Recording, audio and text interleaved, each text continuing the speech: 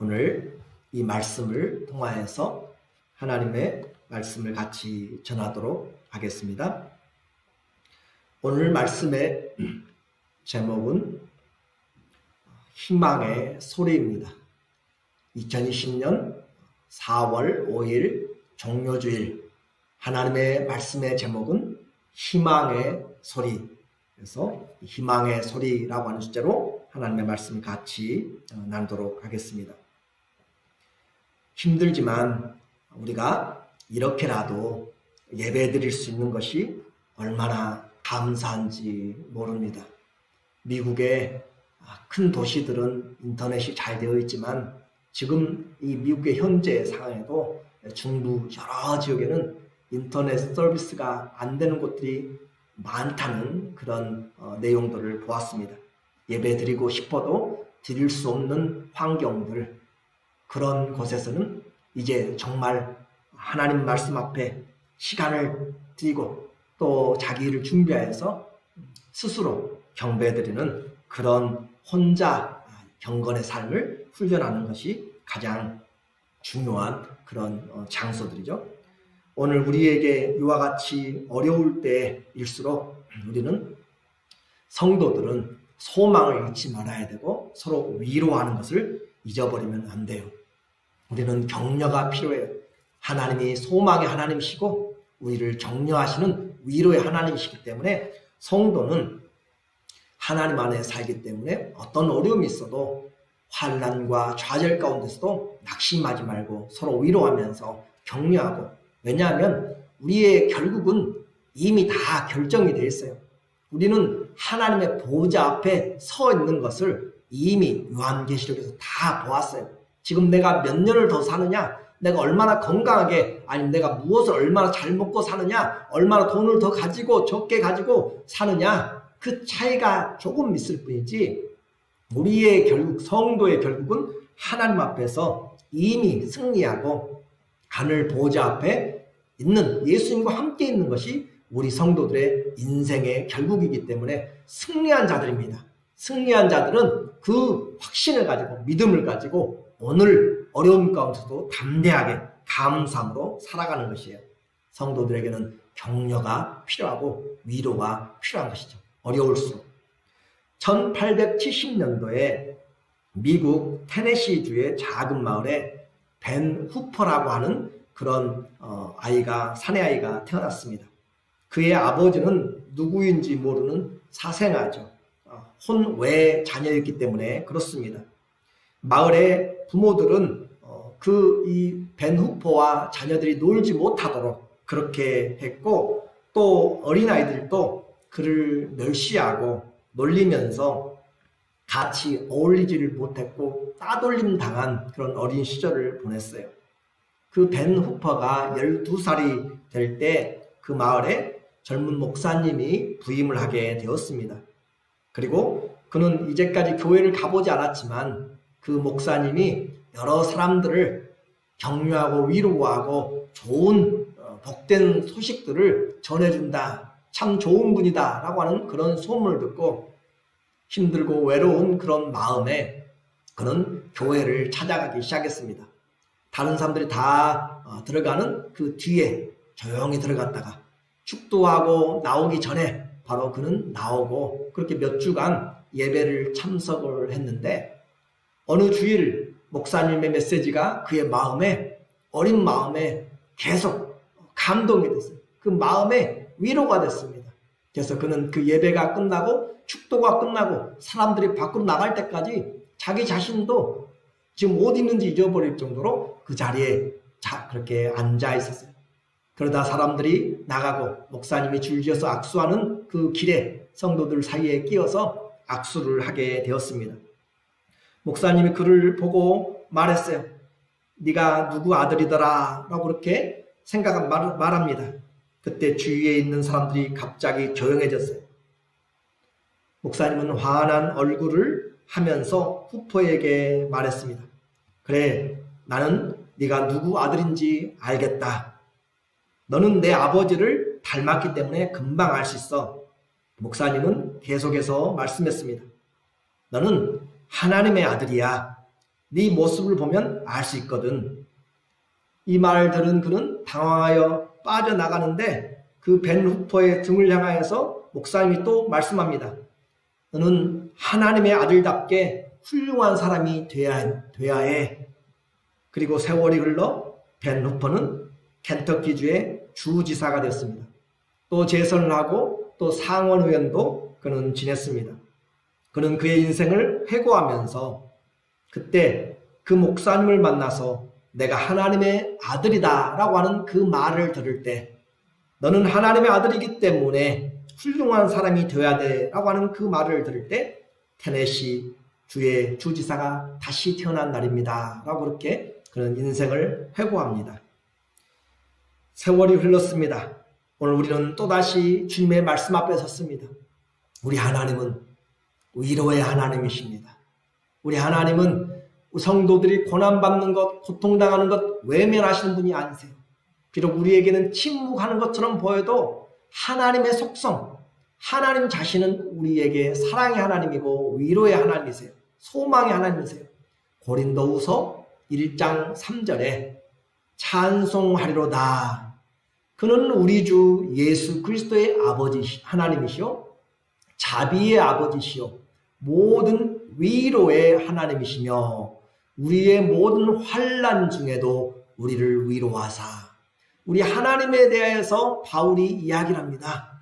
그 하나님 어떤 하나님이에요? 모든 자비로우신 하나님, 사랑의 하나님. 그래서 바울은 힘들고 어려운 환경 가운데 그 밑으로 읽어보면은 생명의 위기를 당하고 큰 고난, 큰 환난을 당하고 그렇게 죽음에까지 내어 놓음을 당했지만 그는 찬송을 하고 있어요. 찬송하리로다. 왜냐하면 이 고통보다, 이 환난보다, 사망의 그 힘보다 사랑의 하나님이 우리를 더 크신 능력으로 붙잡고 있기 때문에 찬송하리로다 라고 그렇게 말하고 있습니다. 모든 위로의 하나님, 모든 위로의 하나님, 우리 하나님은 위로의 하나님. 그래서 위로의 하나님이기 때문에 우리를 향하여서 하나님의 작은 세밀한 부분까지 주님은 우리를 기억하시고 목자가 양을 인도하는 것처럼 우리를 품에 안고 안으십니다. 그러므로 모든 환난 중에도 우리를 위로하사. 그래요. 하나님은 우리의 환난 중에도 위로하십니다. 오늘 우리의 창고에, 우리의 쌀독에, 우리의 냉장고에 무엇이 얼마만큼 남았는지 그분은 우리의 머리털까지 세신 하나님이세요. 우리의 은행의 잔고까지도 다 아시는 분이세요. 우리의 앉고 일어섬을 다 아시는 분이세요. 오늘 내 예배드리는 우리 중심까지도 다 살피시고 계신 분이세요. 우리의 환난 가운데 함께 계신 모든 환난 중에도 우리를 위로하사. 그 하나님의 위로가 저와 오늘 여러분 모두에게 있기를 예수님의 이름으로 축원합니다. 아멘. 이제 오늘 말씀을 통하여서 하나님은 사랑하는 아들, 사랑하는 이스라엘 백성, 사랑하는 성도들에게 지속적으로 너는 하나님의 자녀이기 때문에 하나님을 닮아야 돼. 우리는 예수님을 닮아가야 되는데 그렇게 하지 않고 내 마음대로 살아가는 그런 사람들 향하여 지속적으로 말씀을 합니다. 하나님의 외침입니다. 선지자들을 통하여서 종일 종야 외치기 시작하는 것이에요. 돌아오라. 죄의 길에서 돌아오라 라고 그렇게 외칩니다.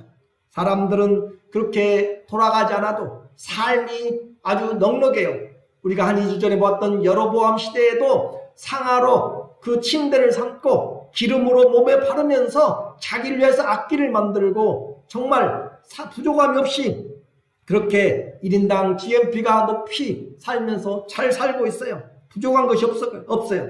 심판의 메시지가 들려와도 그 목소리를 무시하고 선지자들의 말에 귀를 막고 그들의 입을 막으면서 하나님의 말씀에 돌아오지 않습니다.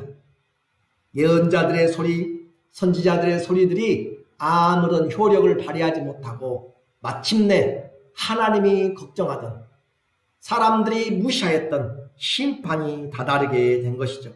그 예언대로 남쪽 유다가 하나님의 심판을 받게 된 내용이 오늘 본문의 내용입니다.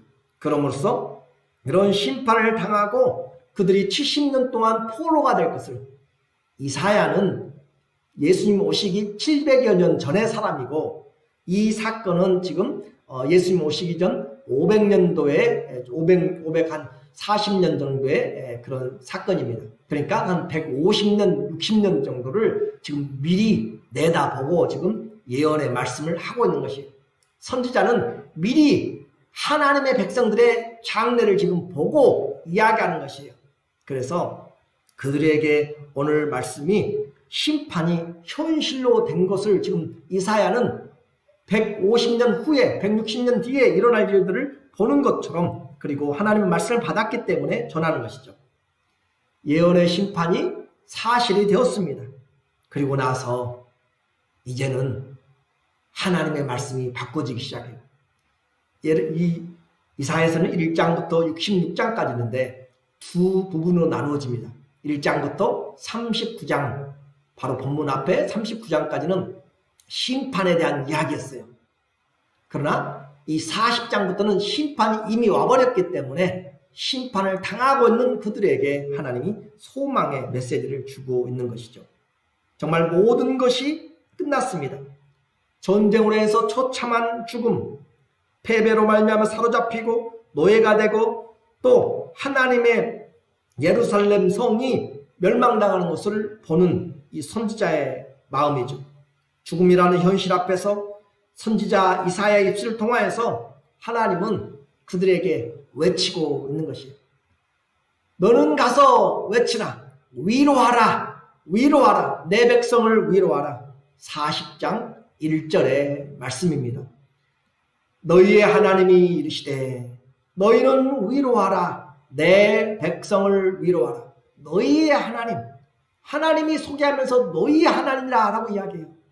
포로가 되어서 이미 포로가 되어서 그들이 바벨론에서 70년의 그 형벌을 받고 있는데 그들을 향해서 말씀하시기를 너희의 하나님, 너희의 하나님이 위로하는데 너희는 위로하라. 그러니까 이사야만 위로한 것이 아니라 이 하나님의 말씀을 받은 선지자들 아모스나 이사야나 예레미야나 그 뒤로 계속 나오는 선지자들이 계속 예언을 하면서 그들을 세워나가고 있는 것이에요.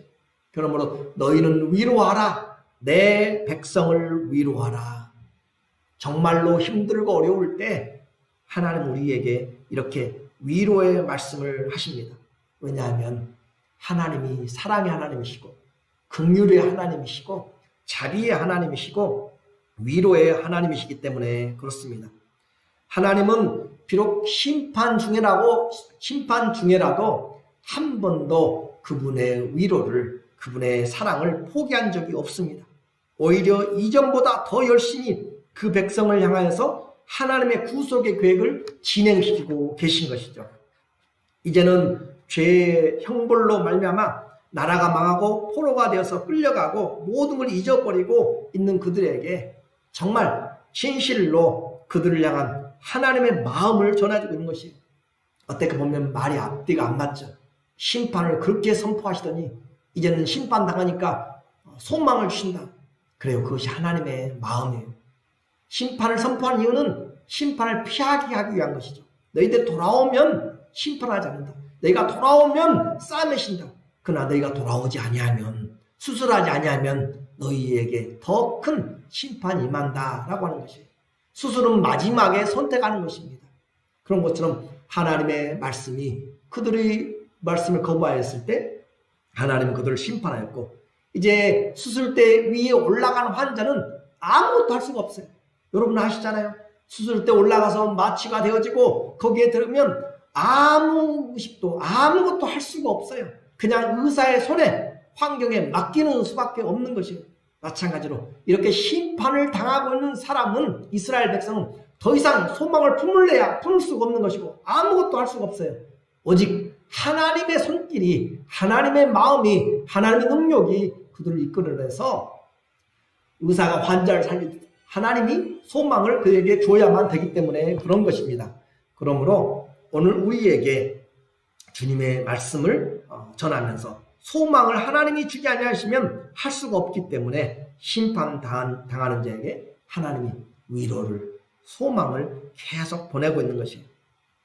부모가 자식의 잘못에 매를 들 때는 돌아오게 하기 위한 것이고 잘못된 것을 끊게 하기 위한 것이고 결국 감옥에 가지 않기를 바라는 것이잖아요. 죄를 짓고 감옥에 가면 안 되기 때문에 그래서 그에게 이야기를 하고 징계를 하고 또 한국 같은 경우는 또 채찍을 들어서 그렇게라도 해서 하게 되는 것인데 결국 감옥에 들어가면 어떻게 해요? 그가 감옥에 들어가면 시간이 다가갈 때 그에게 다시 새로운 사람이 되어라. 너는 할 수 있다라고 그렇게 소망을 심어주는 것이에요. 마찬가지입니다. 하나님이 그의 백성에게 지금 새 소망을 가지고 살아가도록 말씀을 하고 있는 것이에요. 하나님은 이 백성들이 죄의 형벌이 끝나고 다시 그 포로된 땅에서 돌아와서 하나님 앞에 돌아올 그 날을 지금 계획을 하고 있습니다. 그러므로 그 백성들에게 하나님의 소망을 지금 전하고 있어요.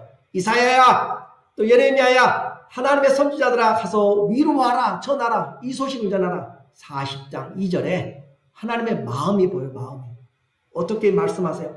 너희는 정다이 예루살렘에게 말하며, 정다이 이 히브리어는 레브입니다. 레브라는 단어는 마음이라는 단어. 그래서 새 번역 성경에서는 우리에게 마음으로 예루살렘에게 마음에 닿도록 그렇게 번역하였어요. 정다이 마음에 닿도록. 그래요. 그냥 겉으로 하는 위로가 아니에요. 하나님의 위로 그냥 겉으로 주는 그런 립 서비스라고 해요. 입술의 소리가 아니에요. 그런 소리가 아니라 마음에 닿도록, 그들 마음에 닿도록, 그들의 심장에 닿도록 가슴으로 말하는 것이에요. 내 백성에게 내가 소망을 주겠다. 외치는 자여, 너희는 정다이 예루살렘에게 말하며 그것에게 고하라. 복역의 때가 끝났고 노역의 때, 그 노동의 때가 끝났고 그 죄악이 사함을 받았느니라. 그의 모든 죄로 인하여 여호와의 손에서 벌을 배나 받았느니라 할지니라 하시니라. 하나님이 그 기억하시면서 그들을 살펴보시면서 때가 끝났어요. 그래서 정다의 마음으로 진심으로 말하라. 소망 없는 포로들에게 가서 하나님의 메시지를 전하라 라고 이야기해요. 두 번째 메시지가 무엇입니까? 그들에게 정다히 가서 전하고 있는 말씀이 무엇이에요? 40장 3절에 보니까 외치는 자여 소리여, 외치는 자의 소리여, 가로되 너희는 광야에서 여호와의 길을 예비하라. 사막에서 우리 하나님의 대로를 평탄케 하라. 외치는 자의 소리여, 이사야도 외치고 있습니다. 하나님의 사람들이 외치고 있어요. 외치는 자여 가서 외쳐라 라고 하는 것이죠. 정말로 외치는 것은 선지자가 아니라 하나님이 지금 하고 있는 것이에요. 하나님이 지금 이렇게 외치고 있는 것이에요. 그래서 하나님이 이 외치는 소리가 나중에 여호와의 입의 말씀이니라 라고 이렇게 5절에 이야기하죠. 여호와의 입의 말씀, 하나님이 말씀하시는 것을 지금 선지자의 입에 두어서 하는 그런 내용이죠. 그래서 무엇을 외치는가? 그들의 마음에 와닿도록 정겹게 그들의 가슴에 지금 뭘 외치는가? 포로되어서 70년 동안 노여간 그들에게 하나님이 가서 외치도록 하는 것은 너희는 광야에서 여호와의 길을 예비하라. 사막에서 우리 하나님의 대로를 예비하라. 하나님 만날 것을 준비하라 라고 하는 것입니다. 하나님 만날 것을 준비하라. 하나님이 요구하시는 것은, 고난 가운데서 우리에게 요구하는 것은 다른 금을 가져오라 하면 다른 헌신하라는 것이 아니에요. 우리에게 요구하는 것은 하나님 만나기를 예비하라 라고 하는 것입니다. 인생의 가장 큰 축복, 하나님이 우리에게 요구하시는 첫 번째는 하나님을 만나는 것이에요. 하나님을 만나는 것이 인생의 최고의 축복입니다. 그러므로 하나님을 떠난 인생은 생명에서 끊어진 것이에요. 아무리 잘 살고 무엇을 가져도 하나님이 없는 자는 하나님 앞에서 기억됨이 없는 인생, 꿈꾸는 인생, 흰길이 같은 인생, 그림자 같은 인생, 안개 같은 인생이라고 하는 것이에요. 그러므로 하나님을 만나기를 예비하라. 광야에서 여호와의 길을 예비하라. 사막에서 하나님의 대로를, 하나님이 오시는 길을 예비하라. 그 길을 예비하라고 하는데 우리는 이 성경을 보면서 하나님이 예비하라. 그래요. 하나님이 오시는 길이지만 또 하나는 우리가 그 하나님을 만나는 길이에요. 그러므로 하나님과 우리가 만나는 그 길을 준비하는데, 길을 준비할 때는 어떻게 해요? 대통령이 어디를 방문할 때 그 길을 가기 위해서는 그곳의 환경들을 먼저 만들죠. 그래서 아스팔트를 깔기도 하고, 옛날에 그랬어요. 정말 옛날에 시골에 살 때 대통령이나 누가 어느 지역에 방문하면은 그곳에 건설의 붐이 일어나고 그곳에 길을 먼저 넓히고 확장하면서 그렇게 직접 보이는 그런 현상들이 나타났죠. 오늘 여호와가 오시는 하나님의 길을 예비하라 라고 하는 것은, 최고의 길을 예비하는 것은 어떻게 예비하는 것인가? 과거에는 우리가 생각할 때 삽으로, 중장비로, 포크레인으로 그렇게 준비하는 것 같지만, 하나님이 오시는 길은 그렇게 준비되는 것이 아니라 40장 3절에 보니까 준비하는 방법이 있어요. 4절에 보니까 골짜기마다 도두어지며 산마다 언덕마다 낮아지며 고르지 아니한 곳이 평탄하게 되며 험한 곳이 평지가 될 것이라. 이것을 보면은 골짜기도 메꾸고 또 평평하게 하고 험한 곳이 없도록 그렇게 하니까 말씀드린 것처럼 중장비를 동원해서 길을 내는 것처럼 보이지만, 길을 낸다고, 아스팔트를 낸다고 하나님 우리를 만나는 것이 아니거든요. 우리에게 죄의 짐, 그 교만의 골짜기, 교만의 산꼭대기, 그리고 우리를 포기하는 죄에 잡혀있는 그 모든 것들을 산과 같이, 골짜기와 같이 되어있는 인생의 교만과 또 고집과 부족함들, 그 모든 것들이 하나님 앞에서, 주님 앞에서 평탄케 되도록, 하나님 앞에 나오도록, 교만한 자도 하나님 앞에 나올 것이고, 자기 자신을 살펴보지 못하고 또 낙심하는 자들도, 또 그 안에서 묶여져 있는 자들도, 사망의 음침한 골짜기 같은 있는 자들도 다 하나님 앞에 나오도록, 그래서 주님이 우리에게 준비하시는 그 길은 바로 하나님의 말씀을 보내심으로, 하나님의 말씀을 듣는 자들이 그들의 마음 하나님께 나오고 그렇게 해서 주님이 오시는 빈손 들고 주님 앞에 오는 것이죠. 인생의 굴곡진 그런 마음들, 상처받고 비난하고 정말 어떻게 할 줄 모르는 울퉁불퉁한 우리의 좌절된 낭떠러지 같은 그런 인생들이 하나님 앞에 나올 때 평탄한 길, 주님을 만나는 길로 말미암아서 그들이 새로운 삶을 살게 된 것을 말하고 있습니다. 그러므로 주님이 오시는 길은 바로 우리가 하나님을 만나는 것이에요. 주님이 오시는 길은 바로 우리에게 하나님의 영광이 임하는 것입니다. 5절에서 설명을 하고 있죠. 5절에 보니까 여호와의 영광이 나타나고 모든 육체가 그것을 함께 보리라. 이는 여호와의 입이 말씀하시느니라. 여호와의 영광이 나타나고, 그래요, 주님이 오시면 주님의 영광이 나타납니다. 그리고 모든 육체가 그를 보리라. 여기에는 이 단순한 내용이 아니라 어마어마한 말씀이 담겨 있어요. 어떤 말씀이냐면 어마어마한 말씀. 곧 예수님이, 하나님이신 그분이 육신을 입고 우리 가운데 오겠다라고 하는 약속을 지금 여기에서 우리에게 보여주고 있어요. 모든 육체가 하나님의 영광을 봅니다. 그것이 뭐였어요? 성탄절이죠. 예수님이 성육신하신 것이 바로 예수님이 육신을 입고, 말씀이 육신을 입고 우리 가운데 거하심에 우리가 그 영광을 보니 하나님의 아들 독생자의 영광이고 은혜와 진리가 충만하더라라고 하는 그 주님을 주시겠다고 말씀을 지금 여기에서도 하고 계시는 것이에요. 그러므로 구약의 사람들은 어떻게 구원을 받아요? 오실 예수님을 믿음으로 구원을 받게 돼요. 하나님의 약속을 이와 같이 믿음으로 구원을 받는 것이에요. 인생의 하나님의 영광을 바라보는 것. 그들은 오실 예수님을 기다렸고 또 구원자를 기다렸어요. 하나님을 영접하면 소망이 있습니다. 이사야의 외침, 바로 여호와의 입이 말씀하시느니라. 하나님이 말씀하신 것을 이사야가 외친 자가 소리가 되어서 그렇게 외치고 있고, 이것을 세례 요한은 광야에서 외치는 자의 소리가 있어 가로되 사람들에게 너희는 와서 회개하라. 회개하라. 하나님의 도끼가, 심판의 도끼가 이미 너희에게 다 나무 뿌리에 찍혀져 있다라고 하면서 그 회개의 길이 바로 하나님을 만나는 길이다. 예수님을 만나는 길이다. 라고 이렇게 우리에게 이야기했죠. 오늘 우리에게 주님은 또 외치기 시작합니다. 그렇게 말하는 그들에게 모든 육체가 주님의 영광을 보는데, 우리 육체가 어떤 존재인가?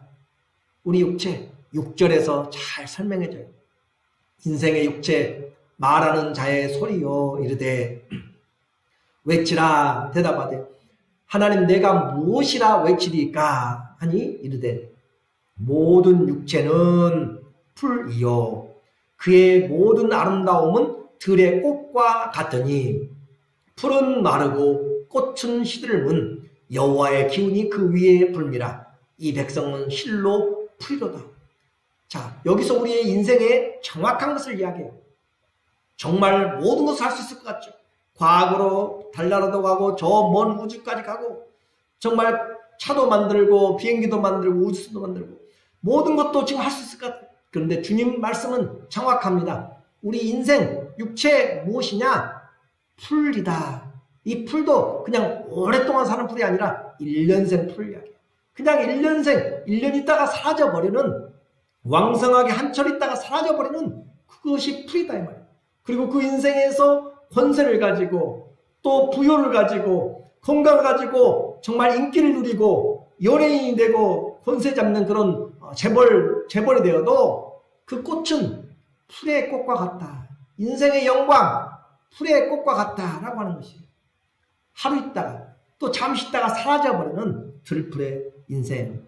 그러므로 주님이 분명하게 이야기합니다.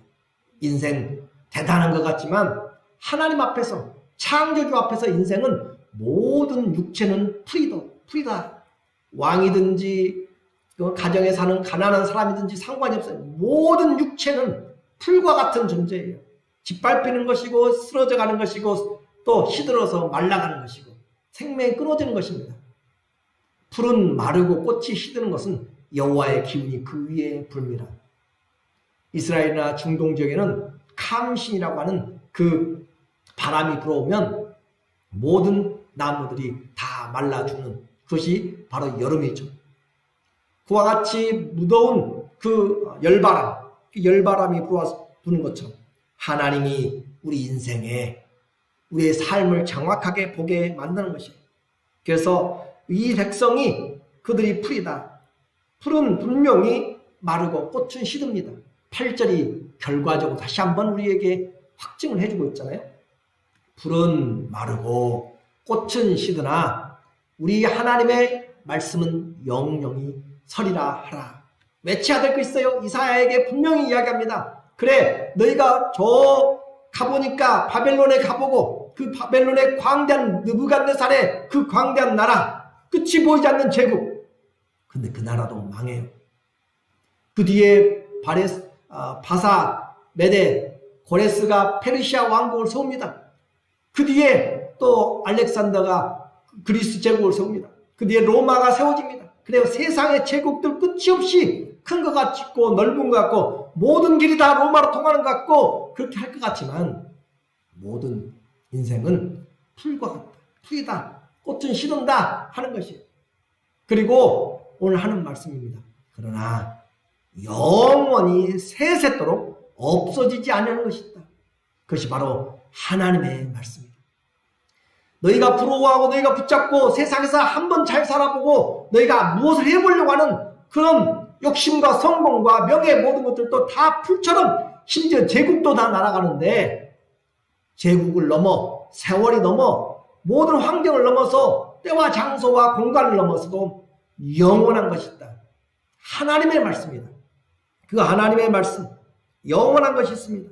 긴 세월이 흘러도 이사야의 시대가 흘러가고 오늘이 흘러가고 장래가 와도 변하지 않는 것이 있어요. 오직 하나님의 말씀, 그 말씀은 영원히 있습니다. 우리는 그 말씀으로 구원을 받았고 우리는 그 말씀에 하나님을 믿습니다. 베드로전서 1장 23절에 보니까 너희가 거듭난 것이 썩어질 씨로 된 것이 아니요 썩지 아니할 씨로 된 것이니 하나님의 살아있고 항상 있는 말씀으로 되었느니라. 얼마나 기가 막혀요. 하나님의 살아있고 항상 있는 말씀. 오늘 이사야에게 하신 말씀은 과거에 2700년 전에 한 이야기가 아니에요. 오늘도 살아있고 항상 있는 말씀이고 하나님의 말씀입니다. 그 말씀. 그래서 베드로가 인용하잖아요. 24절에 그러므로 모든 육체는 풀과 같고 그 모든 영광이 풀의 꽃과 같으니 풀은 마르고 꽃은 떨어지되 이사야 700년 전에 했던 이야기를 지금 사도 베드로가 700년 후에 다시 이야기하고 있어요. 똑같아요. 그때의 육체나 지금의 육체나 장래의 육체나 모두 다 뭐가 같아요? 풀과 같아요. 거기서 아무리 많은 것을 가지고 빌리언을 가지고 있어도 풀의 꽃과 같은 영광이라고 해요. 그것을 붙잡지 말고 하나님을 붙잡으라. 우리의 구원은 25절에 오직 주의 말씀은 세세토록 있도다. 주의 말씀은 세세토록 있도다 하였으니 너희에게 전한 복음이 곧 이 말씀이라. 우리에게 전해진 이 복음, 예수 그리스도 진리 되신 기 되신 생명이 되신 이 말씀이 바로 세세에 있는 말씀이라. 오늘 우리는 그 주님 때문에, 살아있고 항상 있는 말씀 때문에 오늘 이 자리에 세상 사람들은 염려하고 걱정하고 어떻게 될까 두려움과 낙담 속에 있어도 오늘 우리는 주님 앞에 예배자로 소망 중에 주님의 말씀으로 위로를 받고 있는 줄로 믿습니다. 우리를 구원한 말씀, 영원한 생명의 말씀이고, 이 믿음이 바로 하나님의 말씀을 우리가 가지고 있는 것이죠. 그러므로 지금 우리는 이 심판을 당하고 있을 수도 있어요. 아무리 지금 기도해도 변하지 않는 것 같습니다. 내 힘으로 일어날 수가 없어요. 언제 끝날지도 알지 못합니다. 그러나 고난 중에 있을 때라도 하나님의 말씀은 분명히 살아있습니다. 하나님의 약속은 심판을 통해서라도 돌아오시기를 바라는 하나님의 마음입니다. 그러므로 이 시력 이렇게 어렵고 힘들수록 우리는 하나님 앞에 돌아오라 하나님 앞에 돌아오라. 여호와의 길을 예비하는 것이 우리가 해야 될 일입니다. 이것이 바로 하나님이 외치는 소리였어요.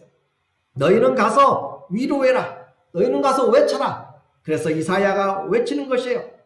너희가 이 고난당할 때, 이 고난 중에 정말로 보아야 될 것, 하나님의 마음을 보아야 되는 것이죠. 하나님 뭐라고 외쳤습니까?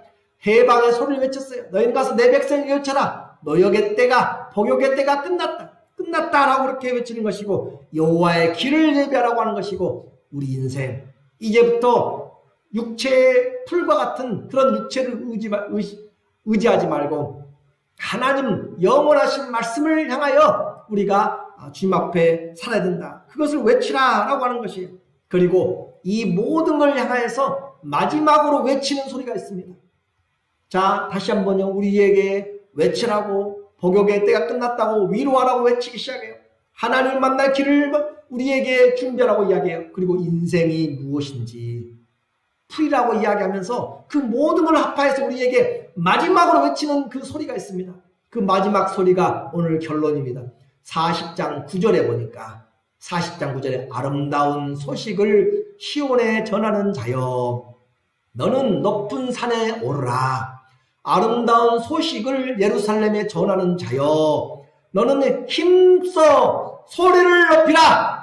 두려워 말고 소리를 높여 유다의 성읍들에게 이르기를 너희 하나님을 보라 하라. 마지막으로 외쳐야 될 아름다운 소리, 목소리를 다하여서 외쳐야 될 소리, 힘을 다해서 성읍들마다 외쳐야 될 소리는 뭐냐? 너희 하나님을 보라 라고 그렇게 외치라는 것이에요. 너희 하나님을 보라. 왜 그래요?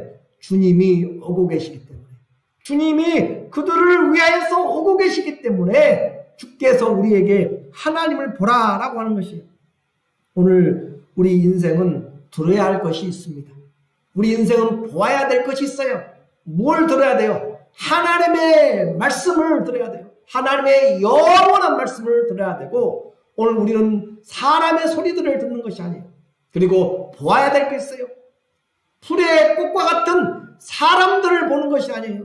세상의 명예와 부귀와 권세들을 보는 것이 아니고 건강들을 보는 것이 아니에요. 그래요. 그런 것들도 필요해요. 이 땅에 주님의 뜻을 행하기 위해서 우리에게 주어진 것들을 잘 사용하세요. 시간 있으면 사용하시고, 물질 있으면 잘 사용하시고, 건강으로 잘 사용하세요. 여러분의 관계들을 넓혀가세요. 그런데 그것들은 주님의 나라를 확장시키는 주님이 우리에게 주신 은사의 내용들이에요. 그러므로 오늘 우리가 주님 앞에서 정말로 보아야 될 것은 무엇인가? 우리 하나님을 보라 라고 하는 것이에요. 너희 하나님을 보라. 그 주님이 오실 것입니다. 그 주님이 우리를 위해서 오셔서 나를 위해서 죽으신 것이 바로 십자가의 그 고난주가있잖아요. 우리가 주님을 뭘 보는 것이에요? 주님의 사랑을 보는 것이에요. 얼마만큼 사랑했는지, 그리고 우리를 향해서 하나님이 어떤 계획을 가진 것인지 그분의 부활을 보는 것이에요. 오늘 우리에게 주님께서 이사야를 통하여서 희망의 소리를 전하고 있습니다. 그 소리는 우리를 위로하는 소리고, 선지자여 성도여 외치라. 너희는 오히려 광야 같은 이 환경, 전염병의 한가운데서 서서 외치라. 여호와의 길을 예비하라. 하나님을 만나는 그 마음을, 교만한 마음을, 어그러진 마음을, 낙심한 마음들을, 죄된 마음들에서 하나님으로 말미암아서 평탄케 되고, 사로잡힌 무신론과 광신과 무관심한 그런 자기 중심의 삶에서 풀과 같은, 풀의 꽃과 같은 것을 보지 말고 영원히 있는 말씀, 생명 되신 하나님의 말씀 앞에 돌아오라. 주님을 바라보라. 하나님을 보라. 라고 이렇게 외치고 있습니다. 왜 그래요? 하나님이 소망이시기 때문에, 말씀이 소망이기 때문에. 성도의 소망은, 우리의 영광은 환난이 없는 것이 아니에요. 환난도 이겨내고 환난을 통과하고도 넉넉하게 풍성하게 남는 우리에게 부어주시는 하나님의 사랑이 부음받은 환난 가운데서도 감사하고 즐거워하고, 환난은 인내는 연단은 소망을 이룬 줄 알미라. 하나님의 사랑이 우리에게 부음받았습니다. 다시 말씀드립니다. 우리가 보고 들어야 될 것은 하나님의 말씀을, 하나님을 보는 것, 그것이 곧 우리에게 위로입니다. 우리 모두가 다 고난의 시기에 영원한 말씀이신 그 하나님의 말씀을, 소리를 듣고 영원 사랑의 하나님, 그 하나님의 구원을 바라보면서 살아가는 우리 모두 되기를 예수 그리스도 이름으로 축원합니다. 아멘.